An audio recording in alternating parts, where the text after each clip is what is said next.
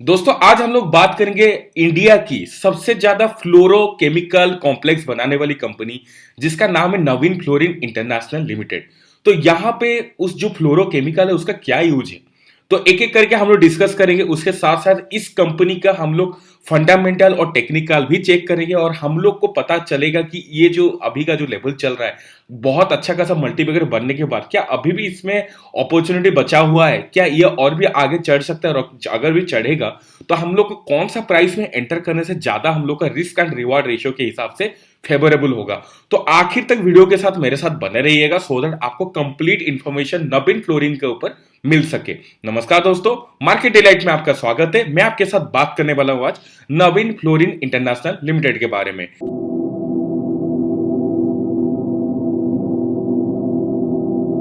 तो यहां पे सबसे पहले मैं आपको लेना चाहूंगा कि जो फ्लोरोकार्बन है उसका, सॉरी माफ करना, फ्लोरोकेमिकल्स है उसमें उसका क्या एक्चुअली में यूज है। तो सबसे पहले उसका जो चार्ट है यहाँ पे आप लोगों को दिख रहा होगा कि रेफ्रिजरेशन में सबसे ज्यादा यूज होता है। और यहाँ पे इंडिया में रेफ्रिजरेशन एक बहुत अच्छी चीज है, बहुत ही बड़ा मार्केट है, क्योंकि यहाँ पे जो जिस हिसाब से गर्मी वाला जो देश है तो यहाँ पे हम लोग को रेफ्रिजरेशन में रखना चीज को काफी हम लोग को हेल्प करता है, राइट। चाहे आप फार्मा इंडस्ट्री के ऊपर बात कर लो, चाहे आप फूडिंग इंडस्ट्री के ऊपर बात कर लो, तो refrigeration is a big market for India, right. और दूसरा जो है आप लोग का एल्यूमिनियम प्रोडक्शन में काफी ज्यादा यूज होता है। और एल्यूमिनियम प्रोडक्शन में इंडिया का अच्छा खासा मार्केट शेयर है वर्ल्ड बेसिस में भी। और यहाँ पे आप लोग बोल सकते हो कि एल्यूमिनियम प्रोडक्शन के ऊपर भी कभी भी यहाँ पे गिरावट भी आता है, तो लेकिन यहाँ पे जो फ्लोरीन का जो यूज है ये बाकी और जगह भी डिस्ट्रीब्यूट हुआ है। जैसे कि थर्ड में आप लोग को दिख रहा होगा कि ऑटोमोबाइल सेक्टर, तो ऑटोमोबाइल सेक्टर में यहाँ पे भी अच्छा खासा यूज है। तो ये भी एक आप लोग का साइक्लिक बिजनेस है। और यहाँ पे इलेक्ट्रिकल एंड इलेक्ट्रॉनिक्स जो कि अभी का इंडिया के एक स्थान होने वाला है आगे के टाइम पे, बिकॉज चाइना के ऊपर जब भी इसका इम्पैक्ट खत्म हो रहा है, यहाँ पे लोगों का डिपेंडेंसी खत्म हो रहा है, तो इलेक्ट्रिकल एंड इलेक्ट्रॉनिक्स मार्केट में ये बहुत ज्यादा अच्छा खासे एंट्री कर सकता है। तो यहाँ पे इंडिया जब भी इसी सेगमेंट में एंट्री करेगा तो आप लोग का फ्लोरीन का यूज बहुत ज्यादा बढ़ने वाला है। और यहाँ पे उसका बाद हो गया ब्लोइंग एजेंट्स, उसके बाद हो गया कोई बाकी सब काम में। तो यहाँ पे अगर ऑल टाइम अगर आप लोग बोल सकते हो अपॉर्चुनिटी दिखेगा, then refrigeration and electrical and electronics का आप लोग का इसी हिसाब से दिख जाएगा। तो इसका ही मार्केट सर काफी अच्छा खासा है। देखते हैं नवीन फ्लोरिन कैसा काम करता है, उसके लिए अपना जो एनुअल रिपोर्ट है उसके ऊपर जाना पड़ेगा। तो यहाँ पे इसका जो बिजनेस मॉडल के ऊपर बात करेंगे तो 37% इसका जो शेयर रेवेन्यू शेयर होता है दैट इज स्पेशलिटी केमिकल्स के साथ होता है। तो स्पेशलिटी केमिकल बहुत वाइड रेंज में यूज होता है। तो यहाँ पे हम लोग का 37% का जो यूज है वो भी आप लोग को एक कंसिस्टेंट रेवेन्यू दे सकता है कंपनी को। कैसे दे सकता है, यहाँ पे कैसे दिया हुआ है वो भी आप लोग देख सकते हो कि 27% के हिसाब से ईयर ऑन ईयर 18-19 और 19-20 के बीच में अगर आप लोग कंपेयर करोगे तो 27% के हिसाब से यहाँ पे ग्रोथ दिखाया हुआ है, राइट। और दूसरा जो चीज है यहाँ पे कॉन्ट्रैक्ट रिसर्च मैन्युफैक्चरिंग सर्विसेज जो CRAMS है, उसके हिसाब से अगर आप लोग देखोगे कि हर एक जो फार्मा इंडस्ट्री होता है, हर एक केमिकल इंडस्ट्री होता है, अपना रिसर्च सेंटर सेटअप करने के बगैर यहाँ पे दूसरा जो होता है जो रिसर्च में माहिर है, जो रिसर्च में उसका नीच में वो एक्सपर्ट है, उसको ही हायर करना ज्यादा पसंद करता है। तो नवीन फ्लोरिन उसमें भी बहुत अच्छा खासा आप लोग का मार्केट शेयर बनाया हुआ है इंडिया में। तो यहाँ पे 17% का रेवेन्यू वहीं से आता है। लेकिन अगर 1920 और 18-19 के बीच में अगर आप लोग कंपेयर करते हो देन आपको थोड़ा सा गिरावट दिखेगा, दैट इज -33% के हिसाब से, करेक्ट। और यहाँ पे जो तीसरा रेवेन्यू मॉडल है इसका दैट इज रेफ्रिजरेंट, जो कि फ्लोरीन कॉम्प्लेक्स जो फ्लोरोकेमिकल्स कॉम्प्लेक्स होता है वहां उसको यूज करके काम होता है। तो उसका जो रेवेन्यू है 26% उसके ऊपर डिपेंडेंट है, उसका जो शेयर है टोटल रेवेन्यू का 26% है। और इसमें भी गिरावट हुआ है -7% के हिसाब से, राइट। तो ये भी एक आप लोग का आज अपॉर्चुनिटी आप लोग गेन कर सकते हो कि 18-19 के हिसाब से 19-20 में अगर देखा जाए तो -7% का इसका ग्रोथ है। और यहाँ पे जो फोर्थ जो है इनऑर्गेनिक फ्लोराइड्स, तो उसमें आप लोग का रेवेन्यू शेयरिंग है सीधा 20%, राइट। तो यहाँ पे अगर बात किया जाए कि यहाँ पे जो यहाँ पे लिखा भी है कि चाइना टू अल्टरनेटिव मार्केट अगर देखा जाए तो वो आप लोग का इंडिया ही निकलेगा। और इसका जो 20% रेवेन्यू यहीं से आ रहा है, मतलब काफी ज्यादा समझदारी की बात हो सकती है। और यहाँ का इसका जो यूज होता है maximum to maximum steel, gas and oil और आब्रासिव इलेक्ट्रॉनिक्स प्रोडक्ट सब, और लाइफ एंड कॉर्प्स में भी यूज होता है। काफी वाइड रेंज में ये इनऑर्गेनिक फ्लोराइड्स यूज होता है। जितना हम लोग रेफ्रिजरेंट का देखें, रेफ्रिजरेंट को छोड़ के बाकी सब जितना बचा हुआ वो आपका इनऑर्गेनिक फ्लोराइड का आपका एप्लीकेशन है। तो उसका जो ग्रोथ है ईयर ऑन ईयर अगर देखा जाए कि 18-19 और 19-20 के बीच में, तो 5% के इसमें उछाल आया हुआ है। तो यहाँ पे एक चीज आप लोग को पता चल गया कि इसका जो बिजनेस मॉडल है एक कंटिन्यूअसली ग्रोइंग बिजनेस मॉडल है। कहीं पे भी गिरावट आता है तो हम लोग को आज अपॉर्चुनिटी उसको रिसीव करके काम करना चाहिए, राइट। और यहाँ पे अगर बाकी हर चीज अगर आप लोग देखोगे तो बहुत लंबा है, 212 पेज का है, तो एक एक करके बहुत अच्छे से ये प्रेजेंट किया गया है आप लोग का ग्राफिकली, तो आप लोग आराम से जाके देख सकते हो। तो मैं आपको सीधा लेके चलता हूँ इसका जो हम लोग का screener.com पे क्या हम लोग को नजर दिख रहा है। तो 12,622 करोड़ का कंपनी है जो कि एक मिड कैप कंपनी है, राइट। और यहाँ पे आरओसी निकल के आता है 20.4%। तो यहाँ पे अगर पीएस कंपैरिजन अगर आप लोग करोगे जो कि केमिकल्स इंडस्ट्री के बीच में अगर हो रहा है, तो आरओसी आप लोग का उतना ज्यादा आप लोग तो कैस्ट्रोल का सबसे ज्यादा है, लेकिन उसके साथ जो मिलता हुआ जैसे दीपक नाइट्राइट हो गया या पीडिलाइट इंडस्ट्रीज हो गया, आरती इंडस्ट्रीज हो गया, तो उसके हिसाब से यहाँ पे आरओसी थोड़ा सा हेल्दी तो दिखेगा ही, राइट। सबसे नंबर 1 तो आपका पीडिलाइट ही निकल जाएगा। उसके बाद अगर सेकंड में अगर देखोगे आप लोग नवीन फ्लोरिन का ही दिखेगा। लेकिन अगर आप लोग पी कंपैरिजन करोगे पीडिलाइट और नवीन फ्लोरिन के बीच में, तो 98.27 जो पी है पीडिलाइट के हिसाब से, यहाँ पे नवीन फ्लोरिन का सिर्फ और सिर्फ 28.56% के हिसाब से पी के हिसाब से आ रहा है। तो यहाँ पे हालांकि इसका जो करंट मार्केट प्राइस शेयर का प्राइस ज्यादा है, लेकिन इसका जो प्राइस टू अर्निंग रेशियो है वो थोड़ा सस्ता आप लोग को नजर आएगा। इसका मतलब है कि एक सस्ता वैल्यूएशन पे आप लोग को नवीन फ्लोरिन मिल रहा है आज पर द पी रेशियो, करेक्ट। और यहाँ पे प्रॉफिट लॉस के ऊपर मैं अगर बात करूंगा तो यहाँ पे कंसिस्टेंटली ग्रोइंग प्रॉफिट तो दिखेगा, फिर यहाँ पे घटता हुआ नजर आएगा। जब भी बहुत ज्यादा घट जाता है तो फिर वहां पे कंपनी चढ़ के, जैसे कि यहाँ पे 2218 आ चुका था मार्च 2012 का यहाँ पे रिजल्ट, फिर यहाँ पे पूरा गिरावट आके 43 करोड़ तक आ चुका है। तो इसके बाद यहाँ पे थोड़ा ग्रोइंग करने के लिए कंपनी जरूर कोशिश किया है, और मार्च 2020 का जो प्रॉफिट है वो शानदार नजर आ रहा है। और यहाँ पे मार्च 2021 का भी यहाँ पे इससे बढ़ता हुआ प्रॉफिट नजर आएगा।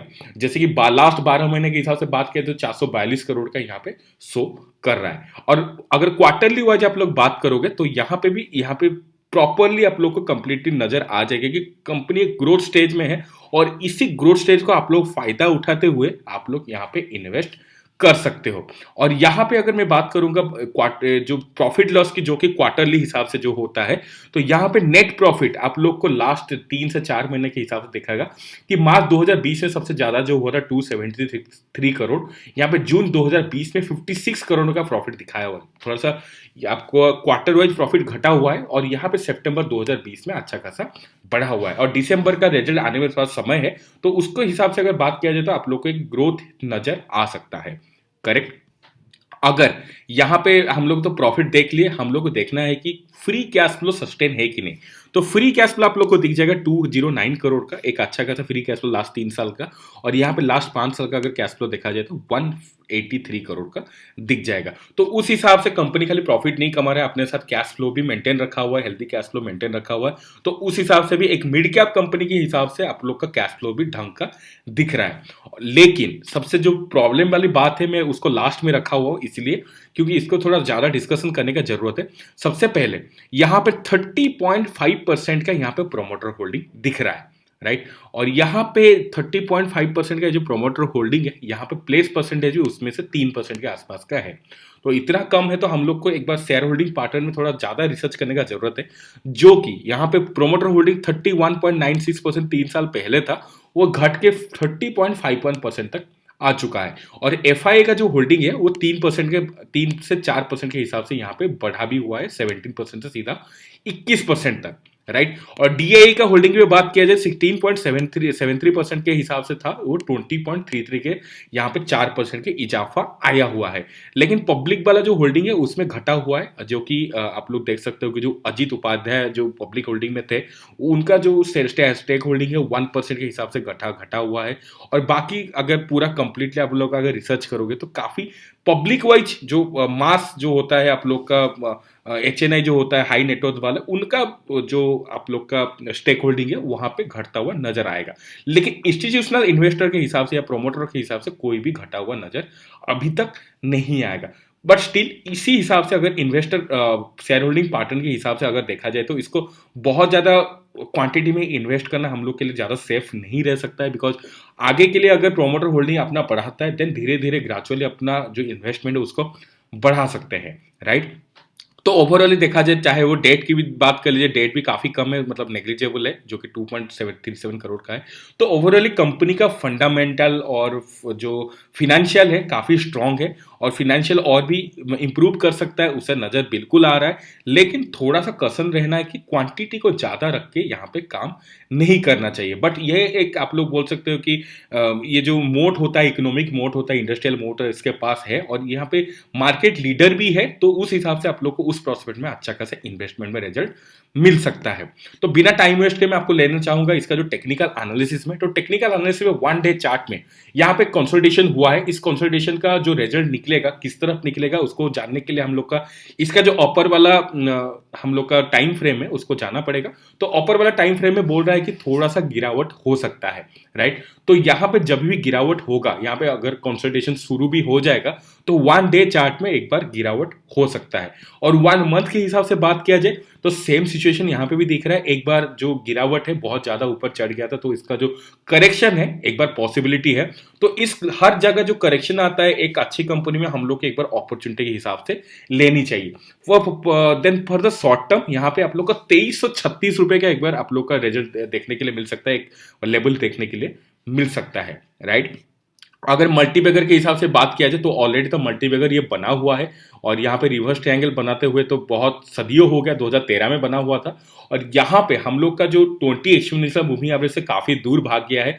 जब भी थोड़ा आसपास आए इसका भी वही 2300 का लेवल जो दिखा रहा है, 2350 का आसपास का लेवल जब तक आए, तो वहां पे आप लोग का उसी के टाइम पे क्या सिचुएशन है, कैसा मार्केट है, उसको देख के आप लोग को इन्वेस्ट करना ज्यादा सही रहेगा। अगर कहीं पे दिक्कत हो, कमेंट सेक्शन आपके लिए हमेशा खुला है, तो यहाँ पे पूछ सकते हो कि मैं करंट में नवीन फ्लोरिन का क्या सिचुएशन है, वो मैं आपको आंसर भी देने के लिए कोशिश करूंगा। और लाइव स्ट्रीमिंग में जो 9:30 हर फ्राइडे को आता हूं उसमें भी आप लोग का डाउट में क्लियर करता हूं, ताकि करंट मार्केट का सिचुएशन के हिसाब से करंट में क्या उसी स्टॉक के ऊपर एक्शन लेना है वो भी आपके साथ में डिस्कस करता हूं। मैं आशा करता हूं कि आप लोग जुड़िएगा, सो दैट आपका भी डाउट क्लियर हो सके। और यहाँ पे जो हम लोग का सबसे रिलायबल पैटर्न होता है हम लोग का कैंडलस्टिक पैटर्न। तो कैंडलस्टिक के हिसाब से अगर देखा जाए तो यहाँ पे आप लोग का थोड़ा सा गिरावट का नजर तो आएगा ही।